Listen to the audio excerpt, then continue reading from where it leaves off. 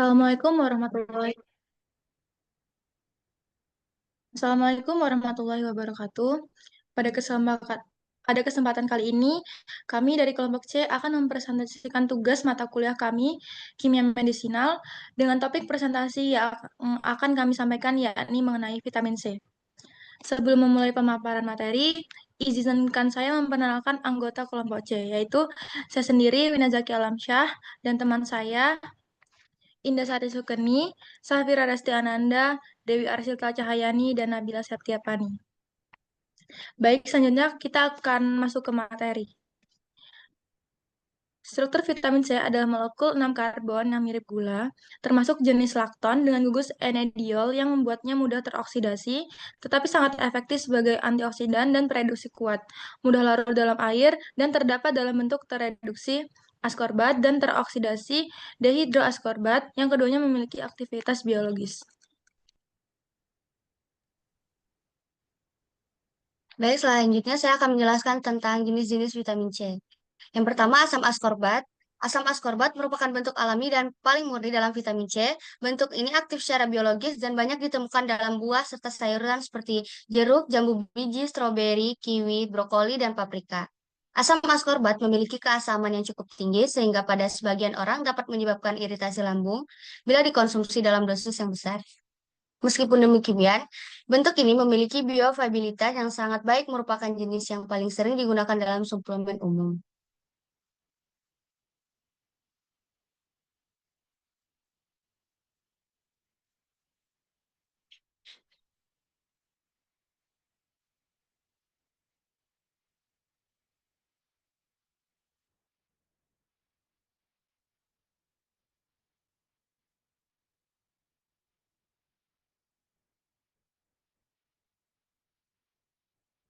Selanjutnya ada sodium askorbat. Sodium askorbat adalah bentuk vitamin C yang telah bereaksi dengan natrium sehingga menghasilkan pH yang lebih netral. Karena sifatnya yang tidak terlalu asam, sodium askorbat lebih mudah diterima oleh saluran pencernaan dan cocok bagi individu dengan lambung sensitif dalam tubuh. Sodium askorbat akan diubah kembali menjadi askorbat aktif sehingga memanfaatkan biologisnya sama dengan askorbat, tetapi dengan iritasi lambung yang lebih rendah.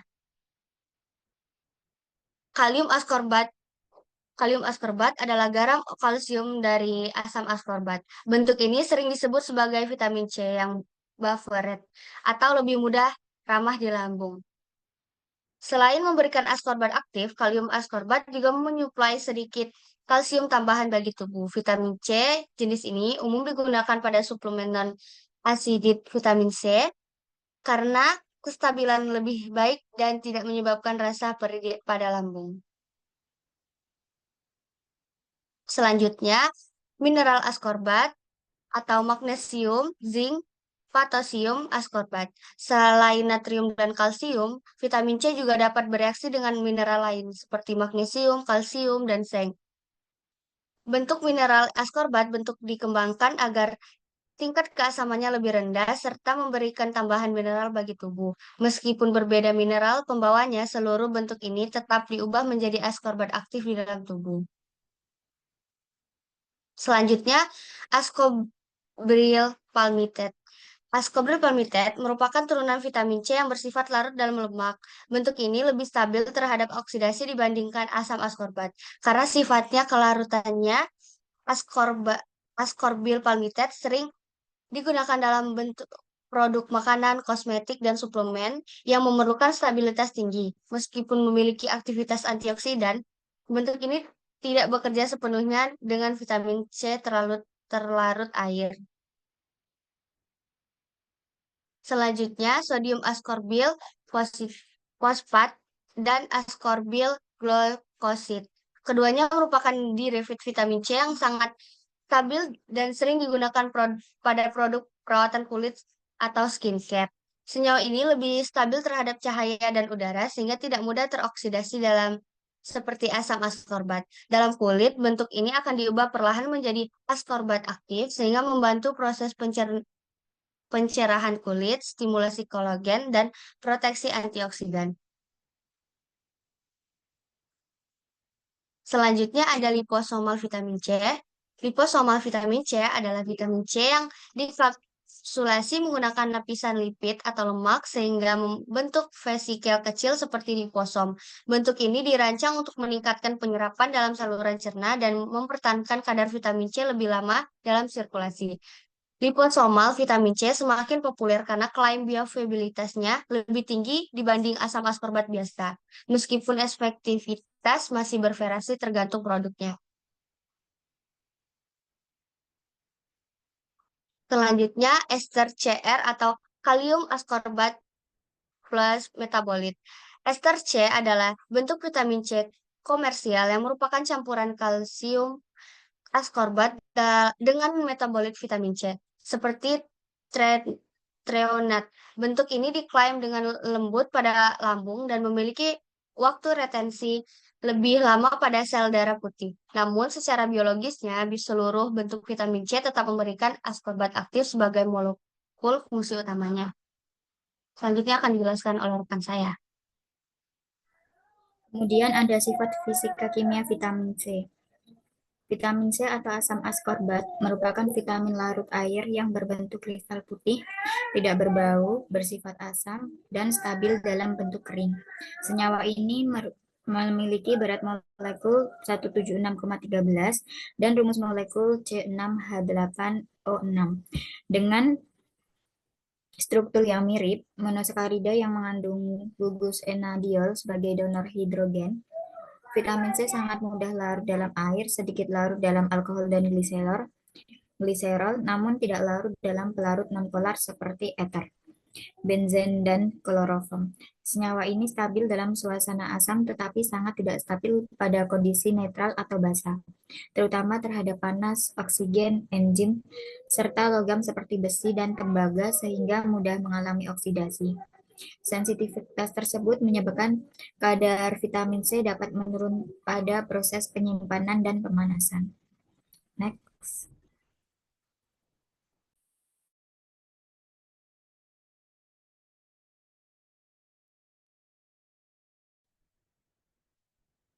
Kemudian hubungan struktur aktivitas vitamin C.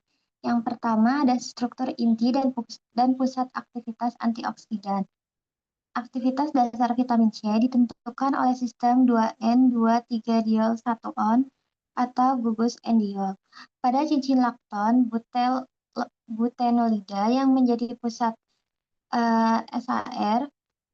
Kemudian gugus OH pada C3 bersifat asam vinilobus karboksilat sehingga mudah terionisasi pada pH fisiologis dan membentuk anion askorbat atau bentuk aktif sebagai reduktor kuat. Lalu vitamin C memiliki beberapa gugus OH, tetapi OH pada cacing lakton memiliki BDE paling rendah sehingga paling mudah mendonorkan atom H. Gugus ini menjadi lokasi utama mekanisme HAT atau hidrogen atom transfer yang bertanggung jawab atas aktivitas antioksidan.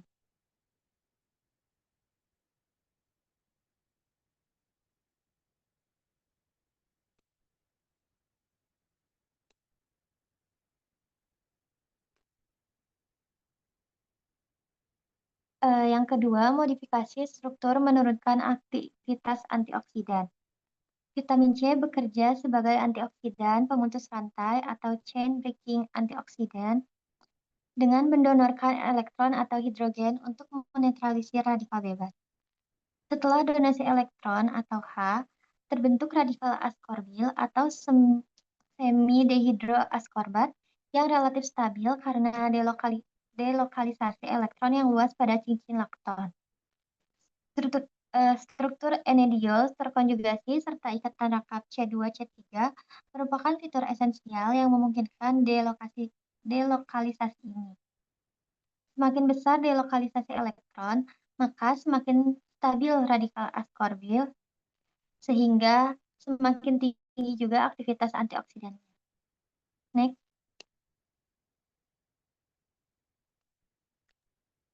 Energi ionisasi, PDE, dan reaktivitas antioksidan. Studi DFT memperlihatkan bahwa vitamin C memiliki ionization potential dan proton dissociation energi atau PDE yang rendah, membuatnya mudah mendonorkan elektron atau proton. Stabilitas radikal askorbil merupakan kunci utama tingginya aktivitas antioksidan. Selanjutnya, modifikasi struktur menurunkan aktivitas antioksidan. Turunnya vitamin C seperti AA2G, AAE, dan AA6P menunjukkan aktivitas lebih rendah dibanding vitamin C asli. Penyebab utama penurunan aktivitas, yang pertama ada modifikasi pada posisi OH menyebabkan peningkatan BDE sehingga H lebih sulit dilepas. Mengurangi delokalisasi elektron, menurunkan stabilitas radikal. Tambahan substituen menyebabkan stabilitas kimia meningkat, sehingga aktivitas antioksidan menurun. Vitamin C asli paling aktif di fase air. Vitamin C asli menunjukkan aktivitas antioksidan terbaik pada fase air, di mana struktur endiol dan bentuk ionisasi atau anion askorbat yang paling mendukung transfer H dan elektron. Struktur alami vitamin C memungkinkan transfer H yang paling efisien.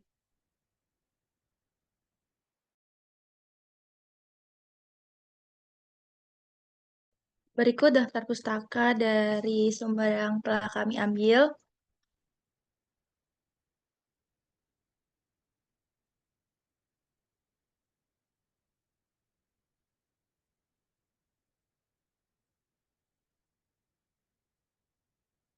Demikian presentasi yang dari kami. Semoga materi yang kami sampaikan dapat bermanfaat. Wassalamualaikum warahmatullahi wabarakatuh. Waalaikumsalam warahmatullahi wabarakatuh. Warahmatullahi wabarakatuh.